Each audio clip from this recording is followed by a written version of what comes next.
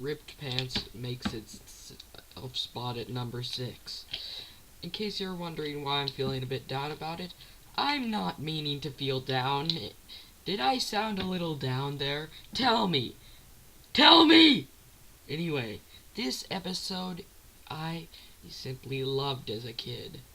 You see, in this episode, SpongeBob rips his pants at the beach and everyone laughs at him. SpongeBob continues to rip his pants, but everyone then proceeds to get annoyed with him.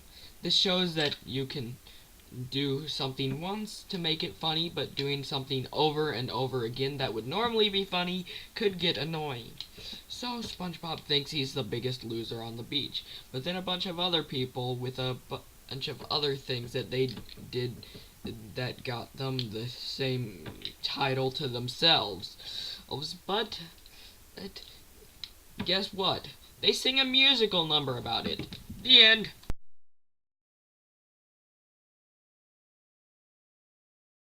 Coming in at number 5 on this list is the episode Procrastination.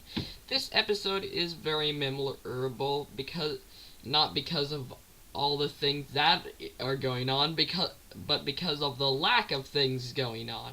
This is one of the few episodes that has both a lack of things going on and a lot of things going on, and in a sense. In this episode, Mrs. Puff assigns her students an 800-word essay due tomorrow. SpongeBob gets stuck on this essay, and after 2 hours, he only writes the word "the." And then he proceeds to worry because everything else fun is going on around him, and this gets him to start procrastinating. This ends with him immediately at 6 in the morning in writing everything down on the essay immediately, only to discover it was so cancelled. I don't know why I used "so" there, but whatever. It's a good episode. Watch it. I don't know about you, but to me, Sandy, SpongeBob, and the Worm is just one gem of an episode. This episode, an Alaskan bullworm, I believe it's called, starts eating things in Bikini Bottom. And Patrick decides to help relocate the city while Sandy tries to take it on and SpongeBob tries to persuade her it's too dangerous. Then Sandy thinks she killed the worm, but that turns out that she only knotted its tongue up.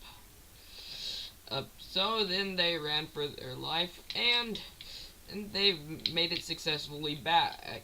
However, Patrick actually did relocate the town, and then the worm lands on what used to be the town, and the episode ends. Face it, you all saw this coming. Chocolate with nuts is my number 3 on this list, and here's why.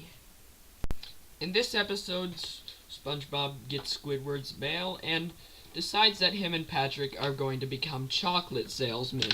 Now, I'd consider this the funniest episode of the show, probably. But it takes a lot more than humor, in my opinion, to make something great. But in this episode, they become chocolate salesmen and keep getting tricked by a con man. And there's occasionally this guy who shows up who's a chocolate addict chasing them down. We don't discover he's a chocolate addict until the end, where he buys them out, and they end up rich. Wow, I guess that guy really liked chocolate. I can't help it. I really adore the episode Can You Spare a Dime? In this episode, Squidward gets so fed up that he quits his job and is now homeless.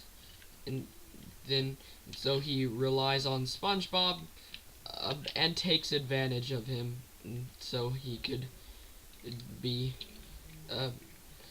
able to live out his life normally.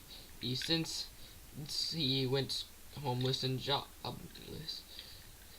This gets to the point where many months later, SpongeBob gets so upset that Squidward is trying to take advantage of him, that he forces Squidward to get his job back. This episode is not only funny, but it has a really strong story. And I'm sorry that I could only find 2 pictures of it. Alright then, face it, you already saw this one coming. The number 1 spot belongs to this episode. Yep, Band Geeks.